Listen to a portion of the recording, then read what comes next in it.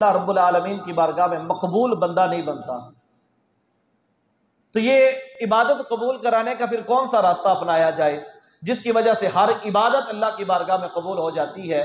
تو وہ راستہ ایک ہے کہ اپنے دل کے اندر محبت مصطفیٰ کے سمندر کو اجاگر تم کرو، رب تم سے محبت بھی فرمائے گا اور رب تمہاری عبادتوں کو بھی قبول فرمائے گا۔ یہ میرے رب کا اعلان ہے، میں نے نہیں کہا ہے۔ ان کنتم تحبون اللہ فاتبعونی، محبوب اگر یہ اللہ سے محبت کرنا چاہتے ہیں نا تو تیرے در پہ آ جائے، بس یہ تیرے ہو جائے رب ان کو اپنا بنا لے گا، یہ تیرے ہو جائے رب ان کو اپنا بنا لے گا، پھر رب پیار بھی کرے گا، رب عبادتوں کی توفیق بھی دے گا اور رب عبادتیں بھی قبول فرمائے گا۔ بسا اوقات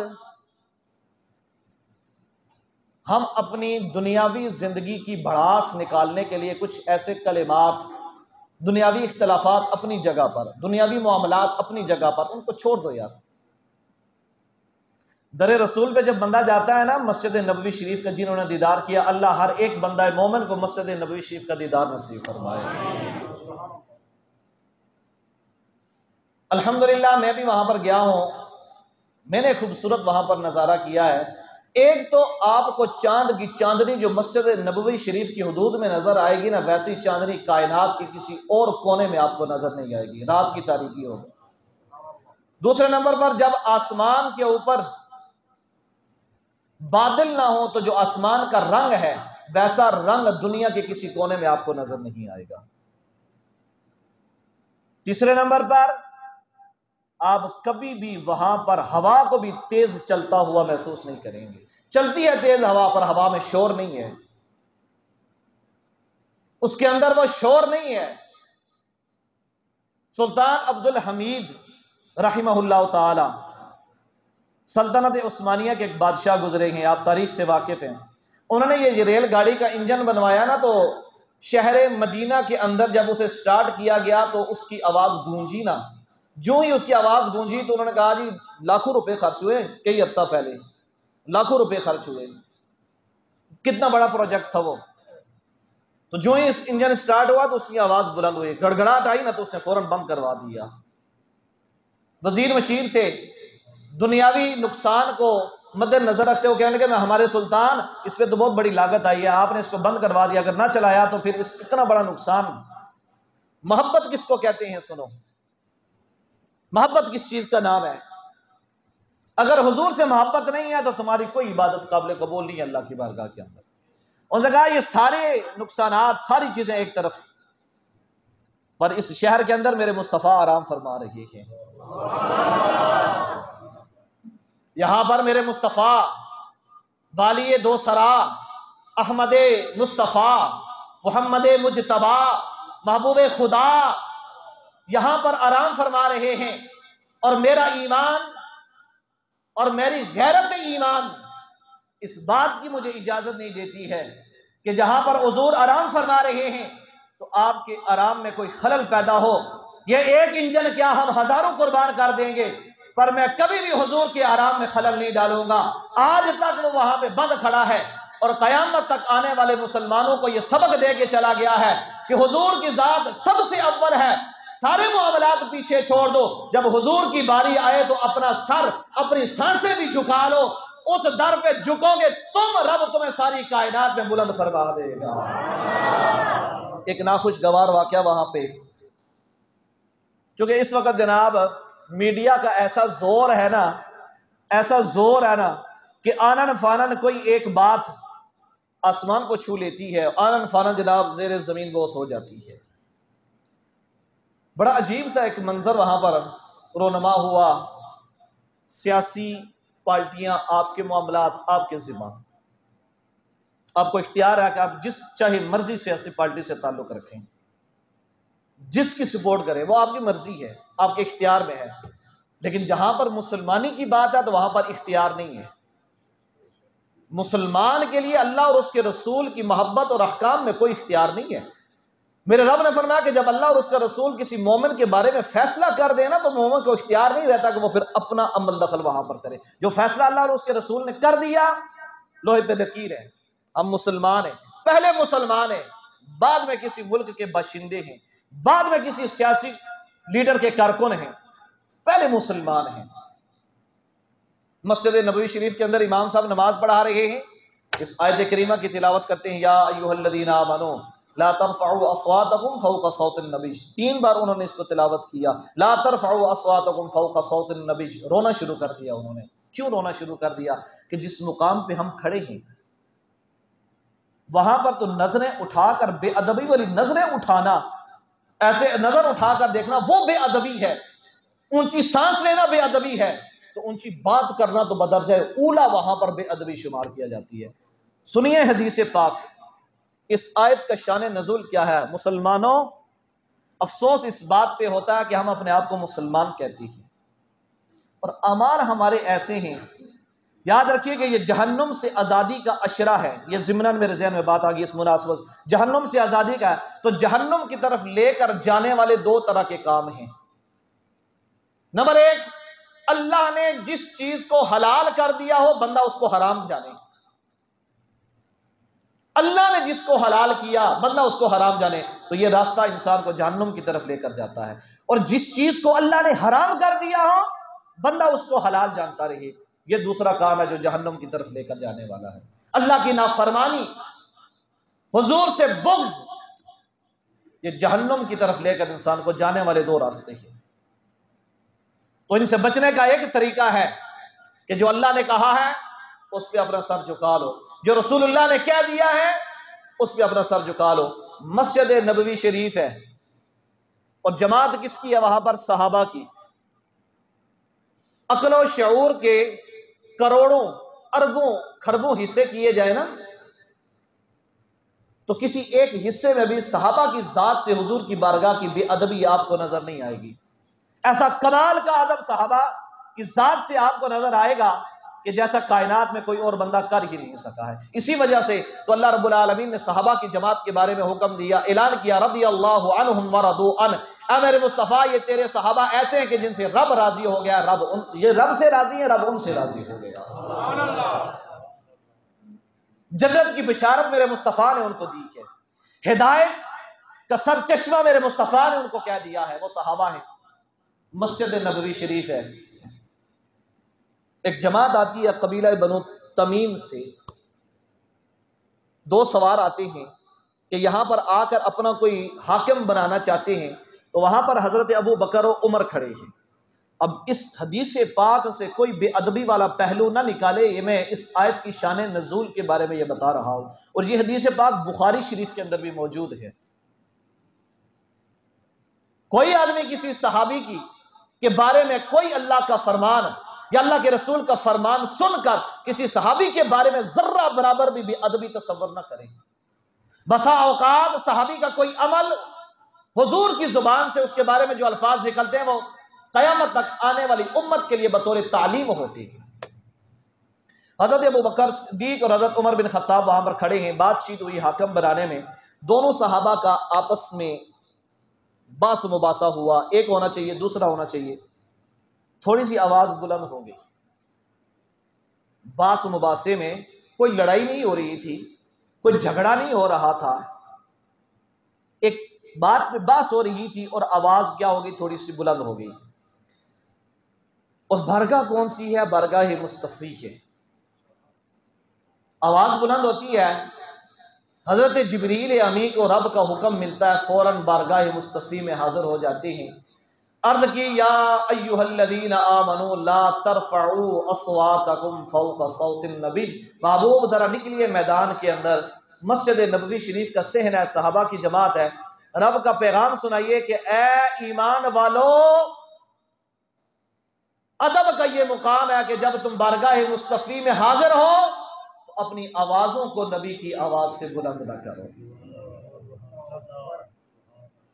وَلَا تَجْهَرُوا لَهُ بِالْقَوْلِ كَجَهْرِ بَعْضِكُمْ لِبَعْضٍ، اس طرح حضور کی بارگاہ میں آ کر ایک دوسرے سے بات نہ کرو جس طرح تم عام مجلسوں میں ایک دوسرے کے ساتھ بات کرتی ہو۔ ادب کا مقام ہے، آہستہ سے پاؤں رکھو، سانس اونچی نہ لو، اونچا بولنا تو بہت بات کی بات ہے۔ فرمایا اگر ایسا کر دیا تو پھر نتیجہ کیا ہوگا؟ ان تخبط اعمالکم، تمہارے اعمال ضائع ہو جائیں گے۔ وَأَنْتُمْ لَا تَشْعُرُونَ، اور تمہیں خبر بھی نہیں ہوگی کہ تمہارے اعمال ملیا میٹ ہو گئے ہیں۔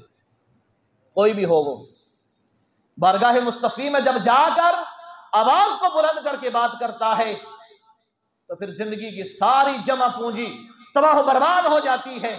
یہ مصطفیٰ کی بارگاہ، یہ کون سکھا رہا ہے ادب؟ رب سکھا رہا ہے۔ کس کو سکھا رہا ہے؟ صحابہ کو سکھا رہا ہے۔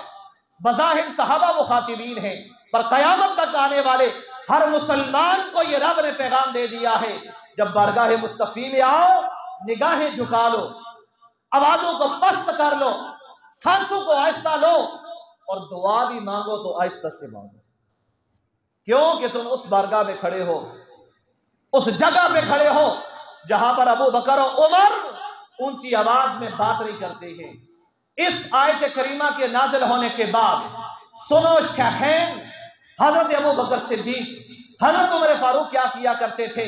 جب حضور کی بارگاہ میں آتے تھے، کوئی بات کرنی ہوتی تھی، ایسے سر جھکا کر، ہاتھ باندھ کر، نگاہیں جھکا کر آہستہ بات کرتے تھے، یا رسول اللہ ہم نے ایسے کرنا ہے۔ اور حضرت عمر کے بارے میں تو یہ روایات کے اندر آتا ہے کہ بعض اوقات اتنی آہستہ آواز میں بات کرتے تھے، اتنی آہستہ آواز میں بات کرتے تھے کہ بات کو سمجھنے کے لیے حضور پاس بلاتے، عمر کیا کہا ہے مجھے سمجھ نہیں آئی، ذرا دوبارہ بات کرو۔ یہ حال تھا۔ اور سنیے صحابی رسول حضرت ثابت رضی اللہ تعالیٰ عنہ، جو اونچی آواز میں ذرا سنا کرتے تھے، جو خود اونچی آواز میں سنتا ہے نا، وہ بات بھی اونچی آواز میں کرتا ہے۔ وہ حضور کی بارگاہ میں آ کر بلاتے نا، کسی صحابی کو بلاتے، او صحابی یا فلاں صحابی، یا نام لیتے، آواز اونچی ہو جاتی۔ رب کائنات نے فرمایا لا ترفعوا اصواتکم فوق صوت النبی۔ اے میرے محبوب ان صحابہ سے یہ کہہ دیجئے جب حضور کی بارگاہ میں آئے تو آواز کو آہستہ کرو، آواز کو آہستہ کرو۔ حضرت عبداللہ ابن ام مکتوم وہ بھی نابینا صحابی تھے، ان کے بارے میں بھی ایک دفعہ آئے مسجد میں، انہیں نہیں پتا چلا، اونچی آواز میں بات کر گئے۔ وہ کسی گستاخی پر مبنی گفتگو نہیں تھی، بے ادبی پر مبنی گفتگو نہیں تھی، ایک معذوری کی بنا پر وہ گفتگو کر بیٹھے۔ جب اللہ نے یہ قرآن کی آیت کریمہ نازل فرمائی نا تو صحابی رسول اتنے شرمندہ ہوئے، اتنے نادم ہوئے کہ گھر میں بیٹھ کے مسجد میں آنا ہی چھوڑ دیا۔ کچھ دن جب حضور نے نہ دیکھا نا تو ایک صحابی سے پوچھا، بھائی آپ کے پڑوسی وہ حضرت ثابت ایک میرے پیارے سے صحابی ہیں، وہ مسجد میں نہیں آ رہے، کیا وجہ ہے؟ یا رسول اللہ میں پوچھ کے بتاتا ہوں۔ جب گئے نا تو رو رہے ہیں، جب گئے تو رو رہے ہیں۔ پوچھا کیا ہوا ہے؟ عرض کی میں نے تو بہت بڑی گستاخی کر دی ہے حضور کی بارگاہ کے اندر، بہت بڑی گستاخی کر دی ہے۔ پوچھا کیا کیا ہے؟ کہ میں تو حضور کی بارگاہ میں اونچی آواز میں بات کرتا تھا، مجھے تو نہیں پتا تھا کہ میں اونچی آواز میں بول رہا ہوں، پر میری زبان سے اونچی آواز میں بات نکل جاتی تھی۔ میرے ذہن، میرے وہم و فہم کے اندر کہیں پہ بھی حضور کی بارگاہ کی وہ گستاخی یا کوئی ایسی بے ادبی تصور نہیں تھی، لیکن پھر بھی انجانے میں میری زبان سے اونچی آواز میں بات نکل گئی، میں تو جہنمی ہو گیا ہوں، میں تو جہنمی ہو گیا۔ اللہ نے فرمایا ان تحبط اعمالکم وانتم لا تشعرون، تمہارے اعمال تباہ و برباد ہو جائیں گے اور تم جہنم میں چلے جاؤ گے، میں تو بہت گناہ گار ہوں۔ رو رہے ہیں۔ حضور علیہ السلام کی بارگاہ میں آ کر جب عرض کی گئی یا رسول اللہ وہ تو اس وجہ سے مسجد میں نہیں آتے، قربان جاؤں کملی والے آقا کی اس محبت و عقیدت اور لجپالی پہ، فرمایا جا کر ان کو پیغام دو، یہ پیغام ان لوگوں کے لیے ہے کہ جو حضور کی بارگاہ میں گستاخی کرنے کی کوشش کرتے ہیں، بے ادبی کا پہلو لے کر آتے ہیں۔ اے میرے صحابی، تمہیں محمد مصطفیٰ آج بشارت دے کے جا رہے ہیں کہ تمہاری آواز بلند بھی ہو گئی ہے پر وہ بے ادبی نہیں تھی۔ محمد مصطفیٰ تمہیں آج دنیا میں جنت کا سرٹیفکیٹ عطا کر کے جا رہے ہیں۔ یہ بارگاہ مصطفیٰ ہے۔ کبھی بھی اپنی آوازوں کو وہاں پہ بلند نہ کرو۔ وہاں کا حال یہ ہے کہ آپ جو نہ بھی مانگے نا وہ بھی حضور کو پتا ہے، خواہش کا اظہار کریں وہ بھی حضور پوری کر دیتے ہیں۔ تو آپ اپنی دنیاوی غلاظت کو وہاں پر جا کر نکالیں، اور وہ بھی بارگاہ مصطفی کی حدود کے اندر۔ اپنے ذاتی بغض و عناد کو دنیا کے اور کونے پڑے ہیں، اپنے بغض کو نکالو، کسی کو گالیاں دو آپ کی مرضی ہے، کسی کے بارے میں برا برا کہو وہ آپ کی مرضی ہے، غیبت کرو وہ آپ کی مرضی ہے، جھوٹ بولو آپ کی مرضی ہے۔ بارگاہ مصطفی ہے یار، آپ کو اللہ نے اتنا بڑا مقام دیا ہے کہ آپ کو حضور کے در پہ بلایا ہے، تو وہاں پر جتنی بڑی بے ادبی ہوگی اتنی ہی بڑی سزا ہوگی۔ اس سے بڑی اور کیا سزا ہوگی کہ زندگی کے سارے اعمال جو ہیں وہ تباہ و برباد ہو جائیں۔ سنو پھر میں اعلیٰ حضرت کی زبان سے بارگاہ مصطفی کی آپ کو ادب جو اعلیٰ حضرت نے ہمیں سکھایا ہے وہ آپ کو بتانے لگا ہوں۔ آپ فرماتے ہیں ثابت ہوا کہ جملہ فرائض فروع ہے، اصل الاصول بندگی اس تاجور کی ہے۔ یہ بارگاہ مصطفی کا ادب ہے کہ فرض نماز ہو، روزہ ہو، حج ہو، زکوٰۃ ہو، یہ ایمان کے اندر اصل ہیں، لیکن اس اصل سے اوپر بھی ایک اور اصل ہے۔ ان تمام اصلوں کو اللہ کی بارگاہ میں قبول کرانے کے لیے اس اصل سے محبت ضروری ہے۔ آپ پھر اس اعلیٰ حضرت کے شعر کی ترجمانی گولڑے کے تاجدار نے کر دی ہے، وہ میں آپ کو سنا دوں کہ بارگاہ مصطفی میں جب جاؤ تو تمہارا انداز کیا ہونا چاہیے۔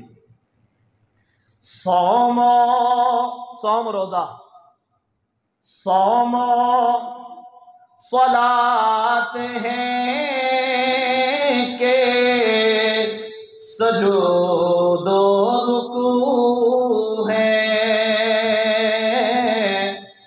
ہر چند شرع میں یہ اہم الوقوع ہے۔ ہر ایک کی اپنی اپنی جگہ پر بات ہے، ہر ایک کا مقام ہے، پر سنیے گا اور گولڑے کے تاجدار اللہ آپ کی قبر پہ ہزارہ کروڑہ رحمت نازل فرمائے۔ کیا خوبصورت فکرہ دے کر گئی ہے۔ حب نبی نہ ہو تو فرض نماز ہو، واجب ہو، کوئی بھی ہو، حب نبی نہ ہو تو یہ سب لا نفع ہے۔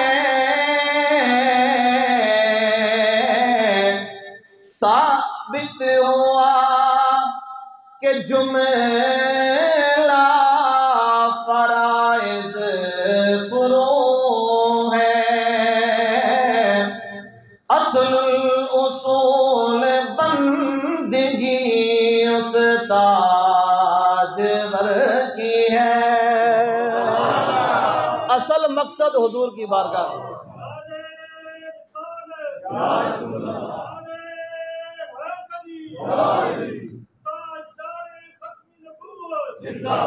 حضور کی بارگاہ ہے یار، کوئی عام ہستی کی بارگاہ میں آپ نہیں کھڑے ہیں۔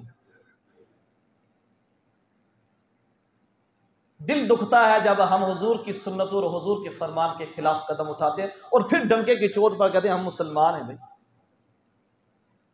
پیر نصیر الدین نصیر گولڑوی رحمت اللہ تعالی علیہ نے کیا خوبصورت جملہ لکھا ہے۔ جاوار دوں یہ کام جو میرا سبا کرے،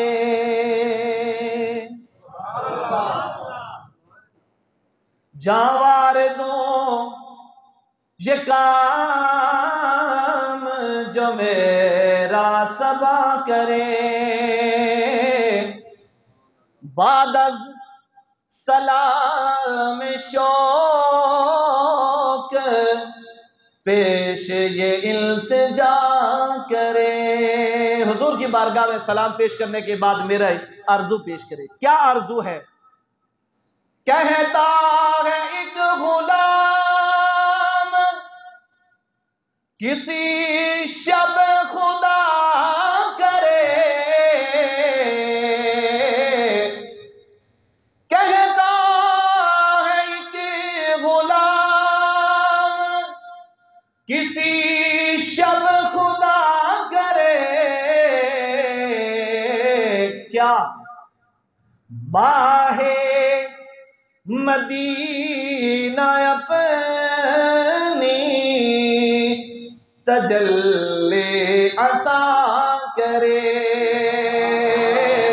ماہ کہتے ہیں چاند کو، مدینے کا چاند آمنہ کا لال، رات کو سویا ہوں اور حضور دیدار آ کر کرا دیں۔ ماہ مدینہ اپنی تجلی عطا کرے،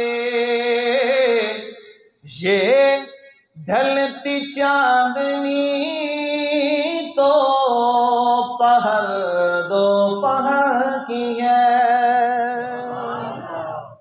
اور مسلمانوں، حضور کی بارگاہ میں اگر جانا ہو تو پہلے کسی سے ادب سیکھ کے جاؤ۔ خدا را جب عمرہ اور حج کے لیے جائیں تو وہاں پر ایسے ایسے لوگ بھی دیکھے گئے جنہیں یہ بھی نہیں پتا کہ ہم آئے یہاں پر کیوں، کرنا کیا ہے۔ جب عمرہ کے لیے جاؤ تو احرام اور ارکان کے کو ادا کرنے کا طریقہ سیکھ کے جاؤ، اور جب بارگاہ مصطفی میں جاؤ تو ادب سیکھ کے جاؤ۔ پہلے ادب سیکھ کے جاؤ کہ ایسا نہ ہو کہ عمرہ سارا تباہ و برباد ہو جائے۔ سنو اعلیٰ حضرت نے کیا خوبصورت ادب سکھایا، اس سے خوبصورت ادب تو شاید ہمیں کہیں سے اور مل بھی نہیں سکتا ہے۔ اللہ اکبر۔ آپ فرماتے ہیں حضور کی بارگاہ میں جا رہے ہیں ہم تو کیسے جائیں؟ حضور کی بارگاہ میں مواجہ شریف جہاں پر حضور جالیاں ہیں اور جالیوں کے سامنے بندہ کھڑا ہو کر سلام پیش کرتا ہے۔ اللہ سر پر سجا کے حمد و ثنا کی گھڑولیاں،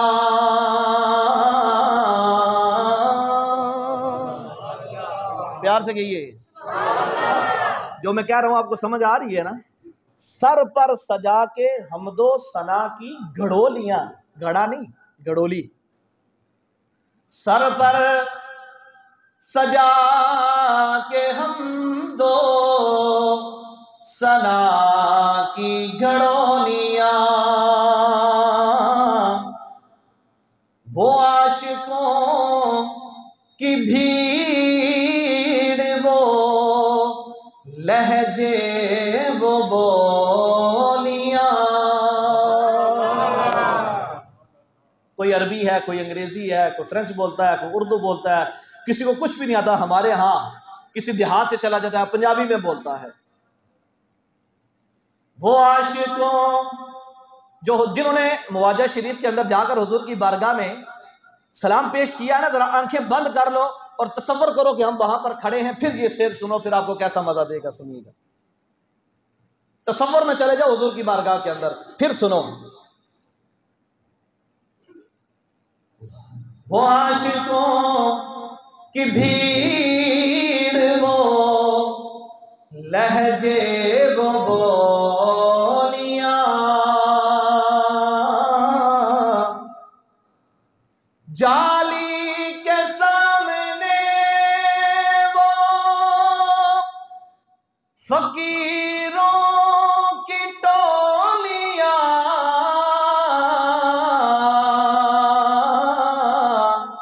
جالی کے سامنے وہ فقیروں کی ٹولیاں، مانگ رہے ہیں سارے حضور سے، کس طرح؟ لب واہ آنکھیں بند ہیں، پھیلے ہیں جھولیاں۔ یار مزہ لو تھوڑا سا، ایک دفعہ پیار سے کہہ دیجیے۔ مجھے نہیں پتا کہ آپ کو مزہ آ رہا ہے کہ نہیں آ رہا، پر میں نے آپ سے پہلے کہا درد دل کی باتیں کرنی ہے۔ مجھے بڑا سکون آ رہا ہے، وہ منظر میں آپ بیان نہیں کر سکتا ہوں کہ حضور کی بارگاہ اور ہم وہاں پر گناہگار کھڑے ہیں۔ لب واہ آنکھیں بند ہیں، پھیلی ہیں جھولیاں، مصرع سنیے گا۔ لب واہ آنکھیں بند ہیں، پھیلی ہیں جھولیاں، کتنے مزے کی بھیک تیرے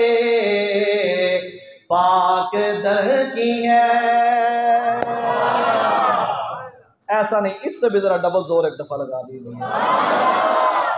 بڑا سکون ملتا ہے افطاری کریں تو، جب مرغن غذائیں کھائیں بڑا سکون ملتا ہے، اور حضور کی در پہ جا کر جب بھیک ملتی ہے تو اس کا ایک اپنا ہی سکون اور مزہ ہے۔ کتنے مزے کی بھیک تیرے پاک در کی ہے، یہ حضور کی بارگاہ کا ادب ہے یار۔